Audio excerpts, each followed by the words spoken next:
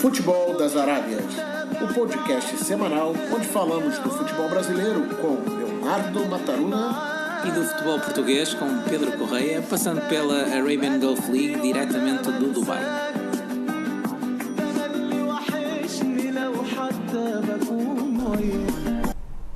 Bem-vindo ao episódio 11 do podcast semanal Futebol das Arábias. Eu sou o Pedro Correia. E eu sou o Leonardo Mataruna. E vamos abordar temas do futebol brasileiro, português e da UAE Pro League, como fazemos todas as semanas. Estamos disponíveis em várias aplicações de podcast e também agora na grelha da programação da Rádio Estádio, em radioestadio.pt para todo o mundo. Pode também enviar as suas sugestões e comentários, como sempre, para futeboldasarábias@gmail.com para sabermos das suas críticas, das suas sugestões e de tudo aquilo que têm a dizer acerca dos temas que aqui vamos falando semanalmente. E vamos começar, como sempre, pelo Brasil.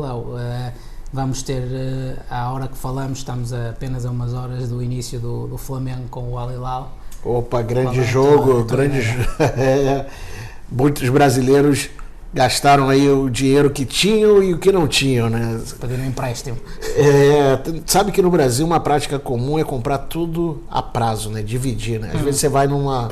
Parcelada, não é? Parcelado. Você vai numa loja, lá tem um sapato, aí mostra lá 24, né? Aí você acha, pô, R$24, mas tem ali um númerozinho pequenininho do lado, 12 vezes. Quer dizer, 12 vezes R$24, que vão dar 200 e poucos reais, né?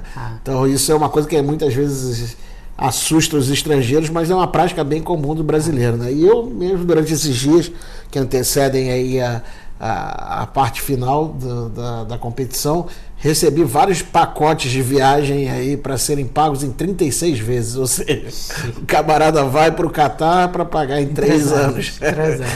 E tomara que ganhe, né? Porque senão, se voltar para casa com a derrota e com a dívida, não é nada fácil. Vai né? ser um jogo complicadíssimo para o Flamengo, não vai? Muito difícil, né? Um jogo, vale lembrar que a equipe saudita foi treinada também pelo Jesus, né? No início do ano, e logo depois o Jesus foi para o Flamengo. É uma equipe muito sólida, perigosa, né? Joga num sistema tático 4-3-2-1, perdão, 4-2-3-1, usa as linhas de meio para se movimentarem rapidamente, formados ali pelo Aldassari na esquerda e o brasileiro Carlos Eduardo no centro. Tem o peruano também Carrilho, que é muito perigoso do lado direito. É conhecido do futebol português, ele jogou no Sporting e no Benfica também, o André Carrilho, sim. E tem também o centroavante francês, Gomes, que fez o gol da vitória contra o Esperance de Tunis. Exato. E tem também o italiano, o Jovic, que não joga, nem sempre joga às vezes... Está lesionado, está fora.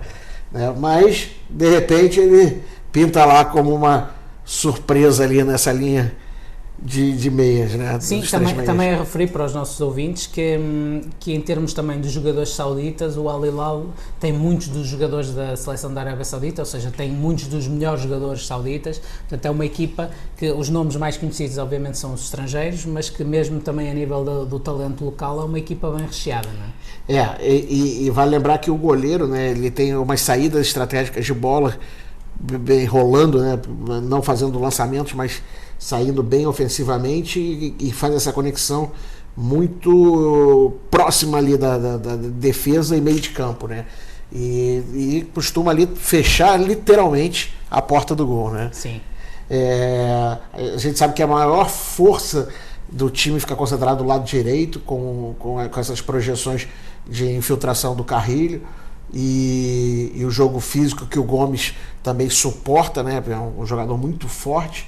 Mas a gente acredita aí que, ao mesmo tempo que tem uma defesa, uma ofensiva forte pela direita, tem uma parte fraca de defesa pela direita, onde o Flamengo também é bem ofensivo. Sim, né? Sim, também tem. Então, pode explorar pelo Filipe Luís, pode explorar também com a Arrascaeta, não é? Que entra ali o Bruno Henrique. Exatamente, o Bruno Henrique, que eu descobri essa semana que é sobrinho de uma amiga minha. Olha aí.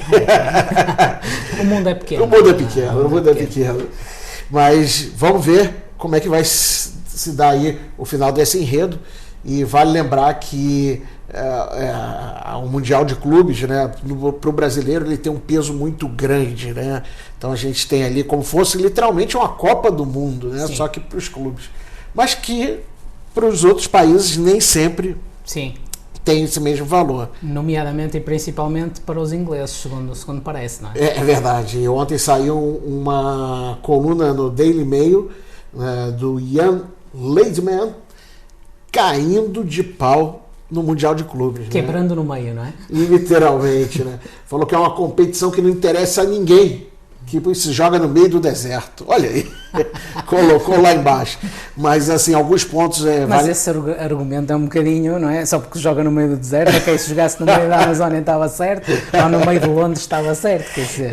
Mas tem todo um lado político aí envolvendo o futebol. O Liverpool pensou em não participar da competição, porque está com foco na competição local, né, na competição inglesa. Pensou em mandar os reservas num primeiro momento. Sim. Depois pensou em mandar a equipe júnior e, por fim, pensou em não vir. Sim, porque eles vão ter, eu penso que um jogo ou antes ou depois da final, neste caso, para a Taça da Liga Inglesa. Exatamente. Creio eu, com Aston Villa. Posso estar enganado, exatamente. Mas penso que é isso. E eles estavam, de facto, na dúvida de como é que haviam de gerir isto. O próprio treinador não vai poder estar nos dois jogos. Sabe? Olha. Ou seja, alguém vai ter que estar no banco, no jogo, neste caso, em Inglaterra, alguém diferente vai ter que estar no banco a gerir a equipa, porque o treinador está no Qatar, não é? Com a equipa principal. É uma situação muito, muito estranha. Mas ao mesmo tempo, do ponto de vista político, né, o Liverpool ficou com receio de isso afetar a Federação Britânica de Futebol e fazer com que o Reino Unido, de uma maneira geral, fosse prejudicado numa futura candidatura a receber a Copa do Mundo, já que eles têm uma intenção... Sim, faz sentido, porque isto é uma competição organizada pela FIFA, portanto eles não querem arranjar problemas com a FIFA, não é? Faz sentido. E aí toda essa preocupação em fazer com que o Liverpool, então, viesse, participasse, mas, de fato, o Liverpool não está dando tanta importância quanto o Flamengo tem se preocupado. Léo, mas na tua opinião, e tu és professor universitário na área da gestão do desporto, na tua opinião a competição faz sentido nestes moldes ou não faz sentido? Qual é a tua visão disto? Não, a competição é importante, né, mas ela poderia ter um outro formato. Né? É claro que é muito difícil respeitar os calendários locais e mais fazer uma composição de uma competição extra-internacional. Talvez num outro formato que pudesse ser disputado, de repente, entre as principais competições clubísticas, de acordo com cada um dos países, tivesse um valor especial, né? Um valor modificado, e que te desse a oportunidade de entrada de mais clubes, né? Não apenas os campeões de cada um dos continentes. Né? Para que, de fato, ali tivesse um pouco mais de emoção e adesão. Né? Está prevista aí uma cobertura midiática muito grande, né, para essa final e semifinal da Copa Mundial, mas é claro que essa distribuição de broadcasting está muito mais focada, né, para a América Latina do que propriamente dito para a Europa. Sim, também fico com essa sensação. E a mesma coisa para o continente africano, né, e para cá, para a região da Ásia, né, do Meio Oriente, que também acaba dando um pouco mais de valor pela notoriedade dos clubes europeus que vêm fazer parte Sim, eu acho também que o Qatar, de alguma forma, eventualmente, isto combinado no bom sentido com a FIFA, está a usar esta competição para ir fazendo pré-testes para aquilo que pode ser o campeonato mundial de seleções, neste caso em 2022, porque eles vão organizar este campeonato mundial de clubes agora de 2019, vão organizar também em 2020, portanto, pelo menos estas duas próximas edições são do Qatar, e depois com isso eles podem se ir preparando em termos daquilo que são as infraestruturas, aquilo que é toda a logística da organização, podem se ir preparando de alguma forma para receber esse grande evento que vai ser o Mundial de 2022, em que o Qatar foi selecionado como país organizador e que é obviamente uma responsabilidade muito grande, até porque nunca um campeonato do mundo foi disputado nesta região do globo, portanto há aqui muita coisa em jogo, não é? E até também por todas as polémicas que soubemos relativamente à escolha do Qatar como país organizador, portanto há aqui muita coisa em jogo, não é? É a imagem do país em jogo, né? A gente sabe que essas competições, como você mesmo falou, Pedro, elas servem como evento teste, né? Uma inspeção de averiguadores, vamos assim dizer, da FIFA esteve no Qatar agora durante o verão fazendo a vistoria de alguns estádios, de alguns espaços que vão servir como estádios da Copa, e sentiram bastante ali a temperatura, mesmo com todo o ar-condicionado funcionando. Só que vale lembrar que a Copa do Mundo não vai ser durante o verão. Né? Então, durante o inverno aqui, que se inicia a partir de novembro, as temperaturas são bem inferiores. Né? Ainda assim, é bom que se diga, à volta dos 25, 30 graus. Portanto, é o verão europeu, né? São inferiores, entre muitas aspas. Não é? Mas dá para ver muito brasileiro andando por aqui de casaco. Mas para um português, por exemplo, é uma temperatura ótima. Especialmente em dezembro, é uma temperatura ótima. E aí é uma outra preocupação, né? Com o ar-condicionado ligado dentro do estádio, isso significa que a temperatura deve cair aí para uma casa dos 18 a 16 graus, né? O que para o jogador europeu uma certa vantagem, mas para equipes que vêm ali abaixo do trópico, abaixo do Equador, vão acabar sentindo um pouco, sim, apesar de estarem no deserto. No deserto, é verdade. Vai ser curioso perceber como é que as coisas vão ser organizadas, porque neste Mundial há muita coisa nova em jogo. A data, portanto, vai ser diferente, a calendarização vai ser diferente do habitual, a localização, obviamente, diferente do habitual. Portanto, há aqui muita coisa nova em jogo. Vai ser interessante perceber como é que tudo isto vai ser gerido, né? Mas é importante também ver que é a questão da diversidade, né? A gente sempre vê grandes países sediando a Copa do Mundo e acabam que países menores nunca acabam por ter a sua chance, né? E vão poder também mostrar a sua cultura, a sua diversidade e as suas limitações também. Né? Também. Vai ficar tudo à vista, não é? É verdade. E apesar do Flamengo, né, ter ganho aí um time argentino e o nosso podcast falar do Brasil, Portugal e das Arábias, a gente vai falar da Argentina agora. Ah, é? A Argentina tem sido protagonista, Pedro, na questão dos seriados, né? A gente fala... Documentários. Os documentários, né? Temos que ir traduzindo, temos público. Aliás, é importante dizer, fazer aqui um pequeno parênteses, que neste momento já temos público em todos os cantos do mundo. E mandamos um abraço para todos os que nos ouvem, obviamente. Portanto, já estamos bem para fora de apenas Portugal e Brasil e de forma que é sempre interessante receber feedback e saber que as pessoas nos ouvem um pouco por toda a parte, não é? Portanto, vamos fazendo também essa ligação e por isso também o interesse de fazermos, digamos, esta tradução entre termos brasileiros e termos portugueses, que eu sei que alguns caras gostam. Gostam particularmente. E as raparigas também. E as raparigas, as meninas. Há muitos dos nossos ouvintes que acham pronto, piada esta tradução que vamos fazendo simultânea dos termos entre brasileiro e português e é interessante levarmos isto à frente. Mas estavas a falar dos documentários? A Argentina saiu na frente logo com 2 documentários na Netflix. A gente não está ganhando nada de patrocínio da Netflix, mas é ainda. Mas estamos abertos aí a propostas. Não, mas falando agora mais seriamente em relação aos documentários, 2 documentários que a gente pode recomendar para os nossos ouvintes, que realmente foram feitos da melhor qualidade. Eu digo assim, que eu praticamente assisti quase todos os episódios em um dia, e o outro eu ainda estou ali um pouco mais devagar, mas curtindo bastante. Então o primeiro deles que eu recomendo é a história do Maradona. Eu já vi alguns episódios. Maradona em México. É um documentário que trata justamente a passagem do Maradona na terra mais perigosa, ou seja, o campo do narcotráfico no país mexicano, que é do cartel de Sinaloa, né? Sim. Então, Sinaloa passou a ser conhecida pelo mundo não pelo tráfico, mas pelo esporte.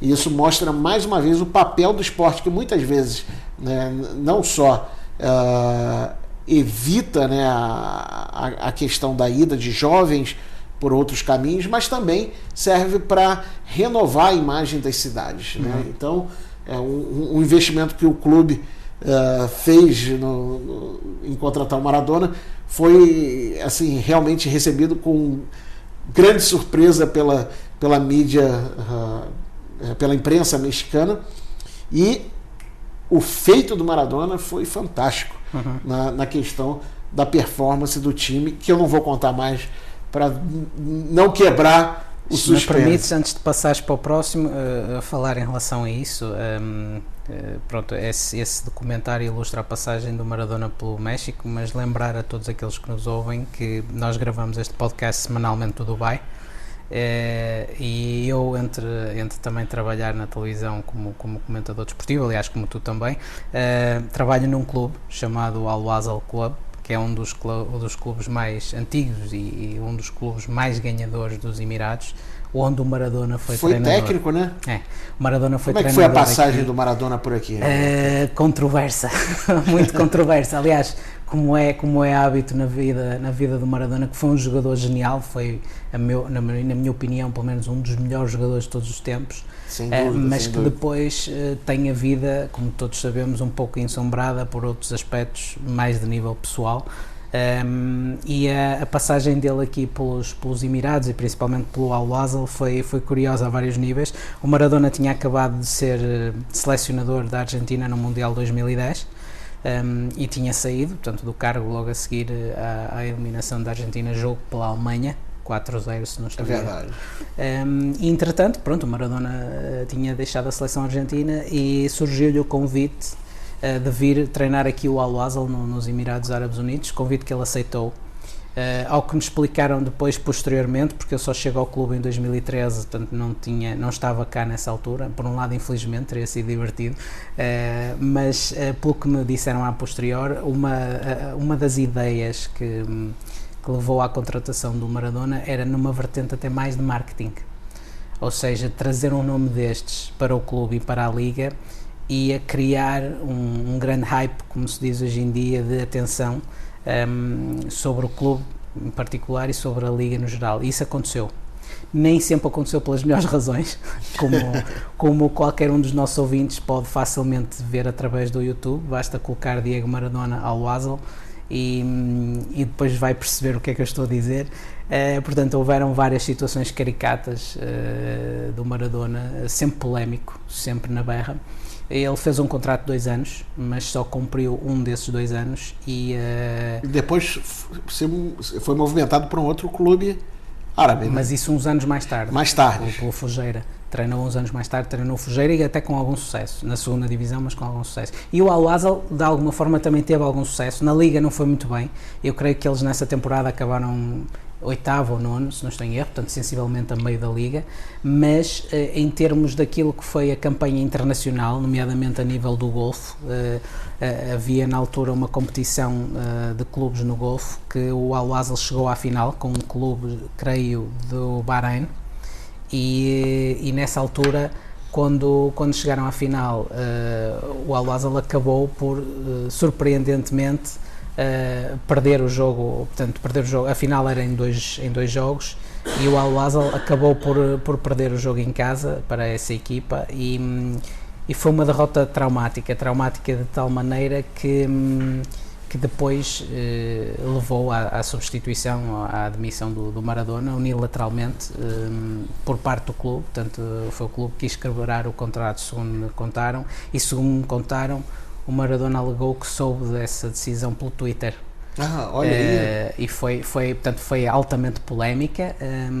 Entretanto, o Maradona nos anos seguintes ficou pelo Dubai. Eu ainda cheguei a estar com ele algumas vezes aqui no clube e ele ficou aqui a viver pelo Dubai e depois mais tarde acabou a treinar, há cerca de 2 anos acabou a treinar o Fujairah, numa campanha que não perdeu nenhum jogo. Não perdeu um jogo, mas empatou vários. Ainda assim conseguiram a promoção no fim.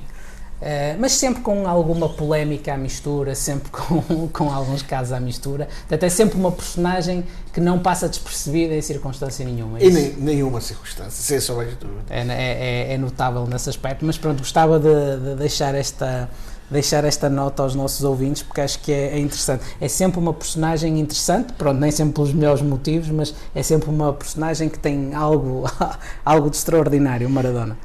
E por falar de algo extraordinário, vamos aí com o nosso segundo personagem, que é o Carlitos Tevez, né, que faz parte aí do documentário Apache, A Vida de Carlos Tevez.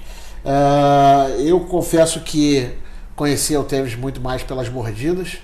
Era mordida não, quem dava mordida não era o Tevez. Soares. Era o Soares, olha aí, a idade já me afeta um pouco. Eu conheci o Tevez por causa do Corinthians. Do Corinthians, não, ele jogou no Corinthians e fez uma passagem que foi um dos maiores contratos da história do Corinthians. Sim. Né? Do futebol brasileiro até. É verdade. E a questão que me fez criar uma admiração muito grande, já isso nos primeiros minutos do episódio, né, que trata ali da circunstância em que o Tevez passou ao ser queimado enquanto bebê, um acidente que houve, gerou uma queimadura de praticamente 80% do corpo. Né, a gente pode até, quando vê ele tirando a camisa para trocar a camisa, ver as cicatrizes e tal, próximo ao queixo ali, e não consegue imaginar o quão difícil foi a vida desse simbólico jogador que defendeu mais tarde a seleção, defendeu o Boca Juniors e a seleção argentina. Né? Então vale muitíssimo a pena. Eu estou assim vidrado no filme, né, na questão do documentário, e altamente recomendo Apache para que a Netflix ultimamente tem tido de facto passa publicidade, tem tido de facto vários documentários muito interessantes dentro do campo do futebol. O do Tevez ainda não vi, mas pelo que me disseste, vai valer a pena de facto dar uma vista de olhos, não é? E interessante que o ator principal que representa o Tevez é realmente a cara dele. Né? O garoto incorporou a imagem do Tevez.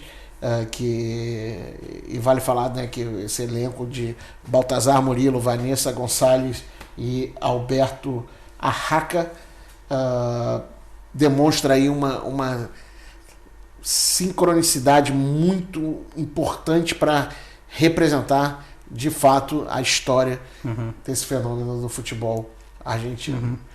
E aí vamos pegar o nosso avião e decolar diretamente para Portugal e falar da questão das problemáticas, Pedro. Me diga aí, salários atrasados, o que está acontecendo com o futebol português?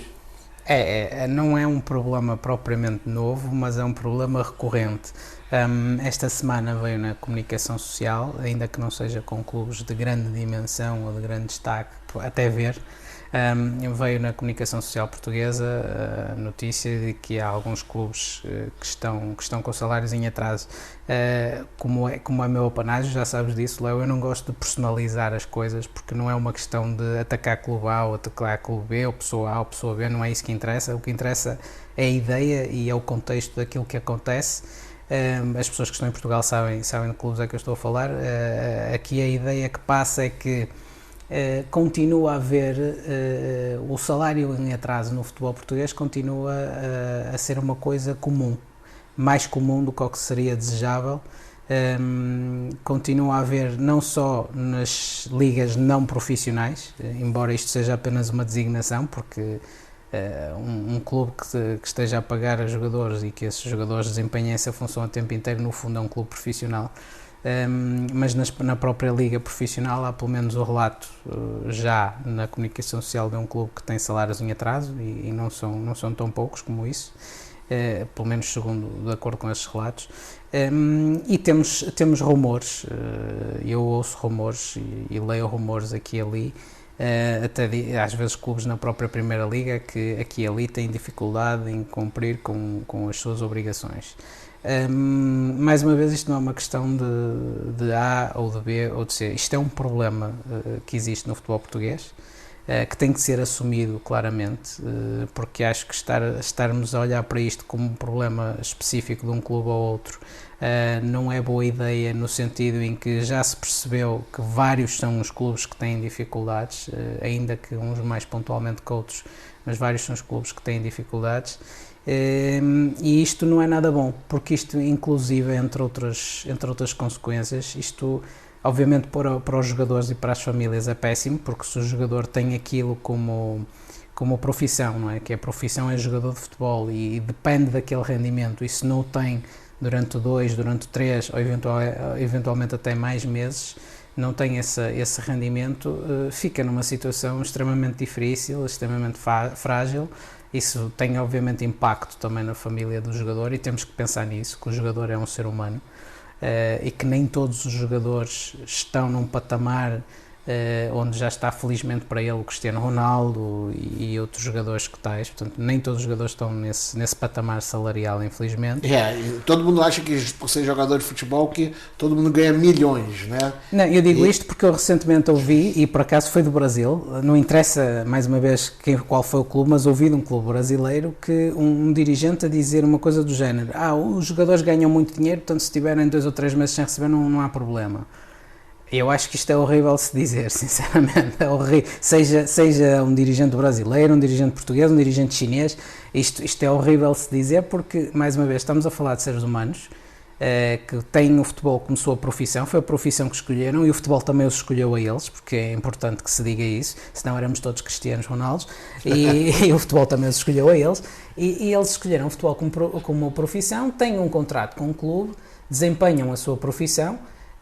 Portanto, o normal é que cheguem ao fim do mês e recebam o salário que foi combinado, que foi acordado, porque é assim que as coisas devem funcionar normalmente. Se isso não acontece, para além dos problemas de cariz humano, como já referi anteriormente, aparece outro problema na indústria, que é um problema que também anda ali um bocadinho no limbo, fala-se, mas nem sempre se fala muito abertamente, que é o problema das apostas. Essa é uma problemática que a gente já discutiu no podcast anterior, e que realmente tem modificado a questão do futebol ao redor do mundo, né? Porque existem outras problemáticas envolvidas no setor de aposta, como combinações de resultados, corrupção, ajustamentos de favorecimentos, porque a gente não sabe quem está por trás das apostas. Exatamente. E quem é que está no comando também das organizações criminosas, porque passam a ser organizações criminosas e não clubísticas. Exatamente. Né, a partir do momento que se submetem ao papel de mudar aquilo que a gente chama do sentido da competição, que não é mais o competir para ganhar, mas competir para fazer um resultado. Exatamente. Portanto, começamos a entrar aqui num campo muito delicado. Se as coisas correrem normalmente, ou seja, se todos os jogadores receberem o seu salário ao final do mês, continuamos a ter o problema das apostas, mas sob uma perspectiva diferente. Porque, é uma intervenção criminosa, mas que tem outro contexto. Se os jogadores não estão a receber o seu salário ao final do mês, ficam numa situação altamente frágil. E é por vezes até dramática, porque os jogadores, como qualquer outro ser humano, têm casas para pagar, têm contas para pagar, têm filhos na escola, têm mulheres, portanto não podem estar muito tempo sem receber o seu salário, principalmente a um nível que lá está, que não é o nível de um Cristiano Ronaldo.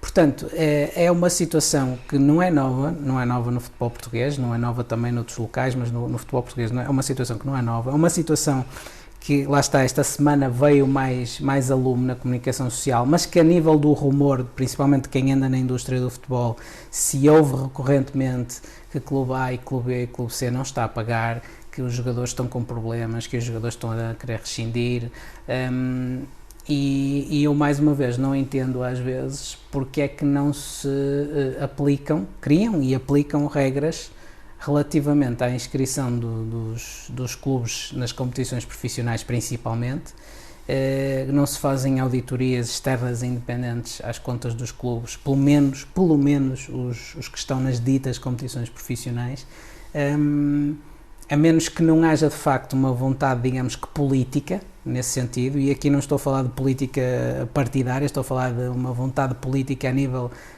da forma de gestão da liga profissional. A menos que não haja essa vontade, não entendo porque é que essas coisas não são feitas. Doa a quem doer, porque o problema é que a dada altura vai-se perder pau e bola, como se diz em português. O que seria isso? Basicamente perdes tudo, ou seja, para tentares eventualmente salvar uma situação em que tens alguns clubes em situação débil financeira e não queres intervir para não quebrar, digamos assim, o clube, acabas por quebrar a competição toda, ou seja, depois os outros clubes todos, porque já muita gente olha para algumas competições com alguma desconfiança, porque mais uma vez, é como te digo, Léo, no contexto de quem anda dentro da indústria do futebol, ouvem-se muitas coisas. Ok, que nem tudo é sempre verdade, nem tudo será exatamente como se fala, mas ouvem-se muitas histórias. E depois, quando estas coisas acontecem e vêm a público e vêm na comunicação social e acontecem também pontualmente escândalos, como também já aconteceram relativamente às apostas em Portugal, depois parece que ninguém estava a contar. Não, já se estava a ouvir rumores há algum tempo e às vezes pode não dar em nada, mas como também se diz em português, normalmente onde há fumo há fogo. É verdade. Não há fumo sem fogo. Portanto, e depois quando estouram os escândalos, não é, na comunicação social, de investigações, de detenções, etc., depois percebe-se que de facto aquilo que se ia falando no ar, não é, afinal tinha alguma solidez. Sentido, né? É verdade. E isto pode, a meu ver, pode de alguma forma ser evitado se neste caso houver vontade política da Federação, da Liga, de intervir de facto e começar a criar um sistema de licenciamento, como já penso que tem de alguma forma, provavelmente não terá tão extensivo quanto necessário, criar sistemas de licenciamento, criar sistemas que permitam checar qual é a situação do clube em termos do seu cumprimento salarial. Porque se o clube está registado numa dita liga profissional, mas ao mesmo tempo não consegue cumprir com os seus jogadores, que são os seus funcionários principais neste caso, em termos daquilo que é a sua atividade de futebol, então há aqui qualquer coisa que não faz sentido, não é? Há aqui qualquer coisa que não bate certo. Fica bem complicado, né? E aí depois querem também atrair mais sócios, atrair mais investimentos, mas cadê o processo de credibilidade, né? Se você não consegue arcar com as suas responsabilidades há coisas primárias, que são básicas e que exato. Tem que estar lá. Repara, mesmo aqui nos Emirados, fazendo outra passagem pequena aqui pelos Emirados, nós temos um sistema de licenciamento nos clubes que é bastante rigoroso e bastante extensivo.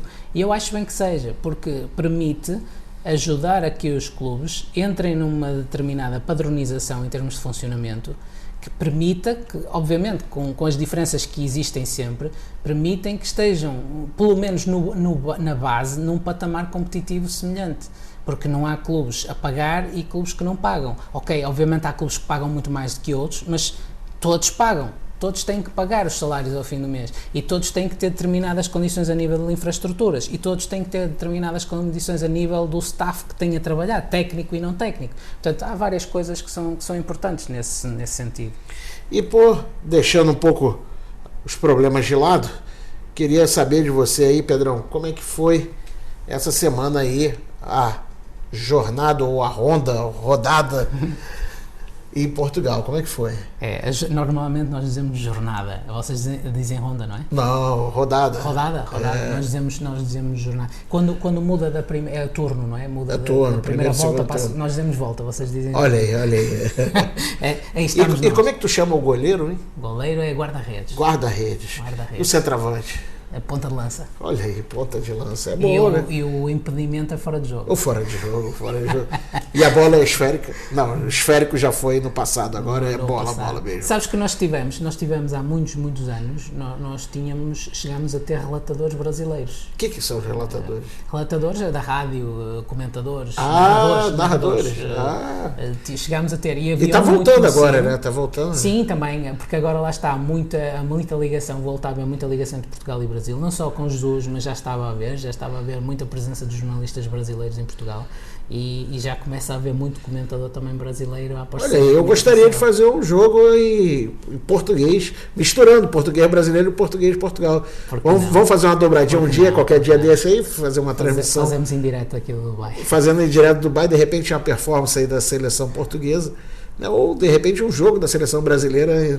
Um Brasil-Portugal. Um Brasil-Portugal ia ser lindo. Eu faço o comentário da parte de Portugal, tu fazes o comentário da seleção brasileira, ou seja, vai estar 70% no ar.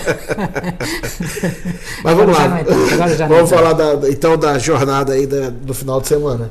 Não houve assim grandes surpresas, só há uma surpresa, digamos assim.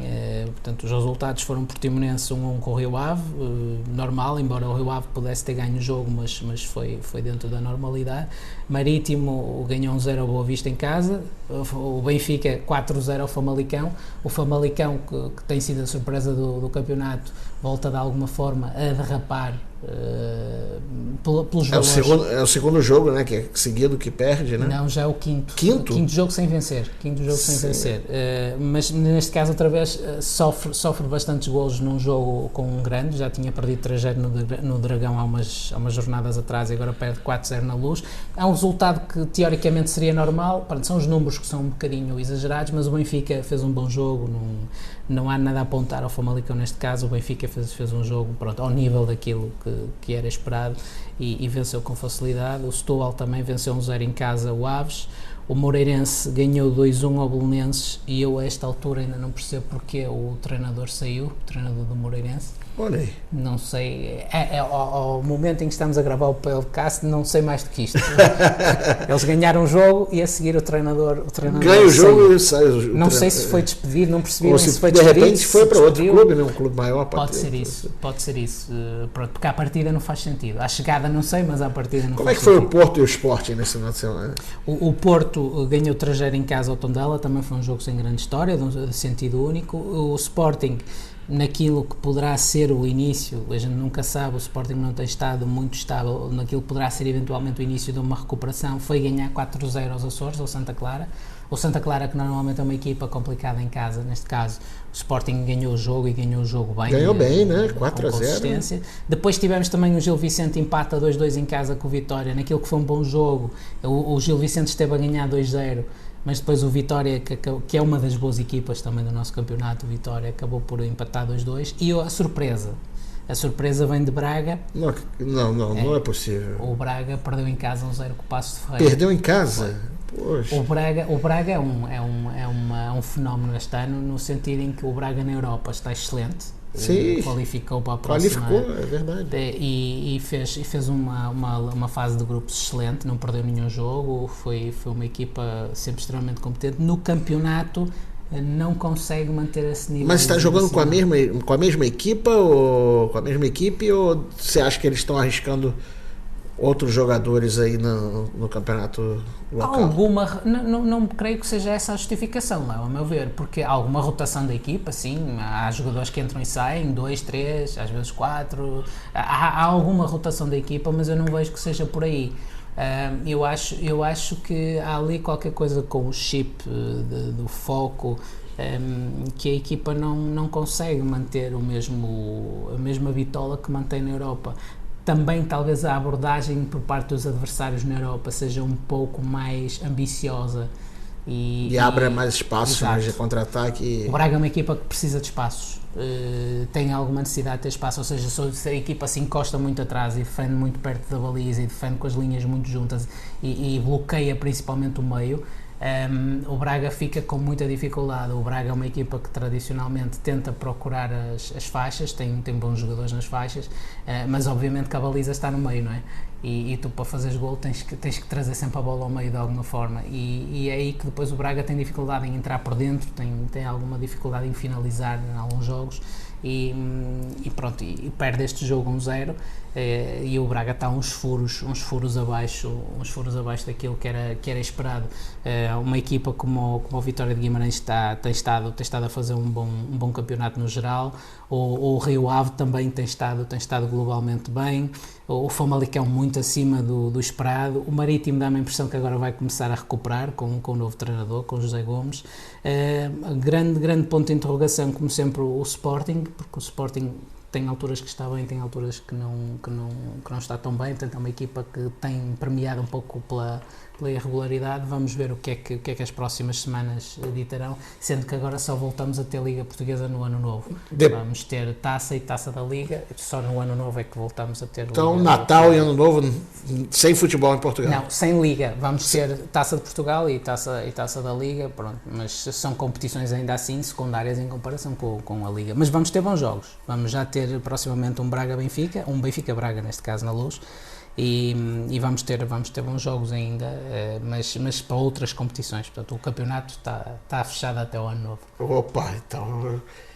mas aqui nas Arábias temos competição rolando durante Natal, Ano Novo, não para, né? Temos aí um grande número de jogos que realmente tem atraído cada vez mais a atenção dos espectadores aí e o público aos estádios, né? Atraindo bastante. Bom da gente lembrar aí, quem nos escuta desde o Brasil e Portugal e de outras partes do mundo, é saber que se você vai ao estádio aqui, tu tem chance de ganhar um carro, né? Um carro não, tem 29 carros sendo sorteados ao longo da liga, fora telefone celular, tablet, smart, telefone, relógio digital, ou seja, país dos shakes, eles gostam de esbanjar. Então vamos lá, vamos falar um pouco dos resultados desse final de semana. Al-Dafra 1, eu já estava falando em inglês, hein? Al-Dafra 1, Al-Ittihad Kalba 1, jogo esse que eu fiz e que falo que foi bem disputado. O Al-Dafra começou na frente, marcando um gol de João Pedro de cabeça, excelente gol. Na sequência, o Kalba empata com o Emlapa e depois o jogo ficou morno. Sim. O João Pedro está a fazer uma excelente temporada no Dafra, não está? Excelente temporada, artilheiro. Prometeu a camisa, hein? Pro final de semana que vem. Eu vi. Próximo jogo Você disse. pegou amizade. Esses brasileiros pegam amizade fácil. Né? E ele escuta o nosso podcast aí. Então um abraço para o João Pedro. Um abraço aí, João Pedro. E aí, parabéns pelo gol, excelente gol. Tivemos também Al Jazeera 1, Alfugeira 0. Foi você que fez esse jogo, Pedro? Não fiz. Que jogo tu fizeste? Eu esta semana fui para outras paragens, fiz o Baniás 1 com o Rata 0, onde está no Rata o português Ricardo Valente, que há de ser nosso convidado no podcast, também é ouvinte do podcast. E pronto, 1-0 foi um jogo bem disputado. O Baniás em casa normalmente é uma equipa forte, é uma equipa difícil de bater. Condicionou muito o Rata. O Rata é uma equipa que, sendo uma equipa que não é grande nos Emirados, é uma equipa que este ano está a surpreender pela forma como joga, uma equipa que tenta jogar em apoio desde trás, tenta jogar em posse desde trás, sair apoiado, portanto, sem esticar sempre na frente.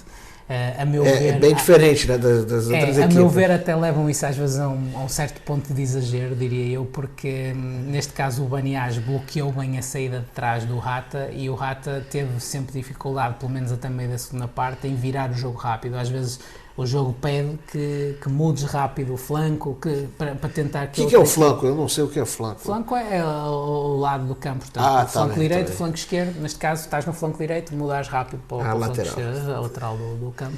Pronto, e foi um jogo, sem grande história nesse aspecto, foi um jogo maioritariamente equilibrado, o Baniás um bocadinho por cima e depois acabou por fazer o golo já muito perto do fim e não houve hipótese para o Rata recuperar. Tivemos também ainda 2 empates, né? Aluarda 2, Hofarkan 2 e o encontro entre Al-Ahly 1, Al-Wassa 1. Jogo esse que teve 2 expulsões, uma para cada lado. E tivemos, fechando aí a rodada, 2 jogos que foram recheados de gol. Al-Ain 4, Ajman 1 e o líder Sharjah vencendo por 3-1 o Al-Nassr. O Sharjah dá-me a impressão que está outra vez a caminhar para eventualmente conseguir um título. Será que vai ganhar 2 anos consecutivos? Não, a questão do Sharjah, mas isso o Shabab Al-Ahly, que vai em segundo, vai ter o mesmo problema também, pelo menos, é a questão da Liga dos Campeões. Assim que começar a participação do Sharjah na Liga dos Campeões, vamos ver qual é o comportamento da equipa. Porque, por exemplo, o Shabab Al-Ahly ainda tem um plantel que permite, pelo menos a nível do jogador local, fazer alguma rotatividade. O Sharjah nem tanto. Nem tanto, os jogadores... Portanto, vamos ver como é que... E o Sharjah tem Eles têm jogadores muito novos. Sim, muitos são novos, bons, mas inexperientes. E o Sharjah tem outro problema. O próprio clube não tem experiência de Liga dos Campeões, porque eles já não vão à Liga dos Campeões há muito tempo. Eles já não participam numa competição internacional há muito tempo. E o Shabab Al-Ahly tem essa experiência. O treinador e a equipa técnica do Shabab Al-Ahly têm essa experiência. Portanto, e depois ainda tem o Al-Ain, que está ali. E depois tem o Al-Nassr, que também está por perto. Já para não falar do Al-Wassel e do Al-Wahda, que estando um bocadinho mais longe, são clubes que podem sempre roubar pontos a qualquer momento. E com isso a gente vê aí o ranking depois dessa última rodada, em que o Sharjah segue líder na primeira posição com 23 pontos, Shabab Al-Ahly com 20 pontos, Al-Ain com 18 pontos na terceira posição, Al Jazeera na quarta posição com 17 pontos e Al-Nassr na quinta posição com 14 pontos. Na lanterna temos o Al-Fujairah com 6 pontos e o Rouf Arkan com 4 pontos. O Al-Fujairah que foi treinado até então pelo Maradona, né? Personagem que personagem mítica, que falamos no dia de hoje. E aí, para a próxima semana temos mais... Temos para a próxima semana, não. Esta semana ainda, semana de... Quinta e sexta vamos ter a rodada 10 da Arabian Gulf League, neste caso. Portanto, na quinta temos às 6 da tarde aqui dos Emirados, vamos ter o Al-Ain com o Dhafra. O Al-Ain vai jogar em casa e à mesma hora vamos ter o Fujairah com o Bani Ash. Depois, mais tarde, ainda na quinta, às 8h30, daqui dos Emirados, vamos ter o Sharjah com o Ajman e o Hatta com o Al-Nassr. Depois, na sexta, às 6 da tarde dos Emirados, vamos ter primeiro o Kalba com o Wahda e depois também à mesma hora o Rouf Arkan com o Shabab Al-Ahly, e depois às 8h30, sexta-feira, o jogo grande da jornada vai ser o Al-Wassel, vai receber em casa o Jazeera, que deve ser um jogo espetacular à partida. E qual jogo você faz aí nessa? Faço o Sharjah com o Ajman, na quinta-feira às 8h30 da noite. Horário nobre. PM. Horário dos Emirados Árabes, para lembrar a todos os nossos ouvintes. E eu vou deixar já de antemão aqui um abraço.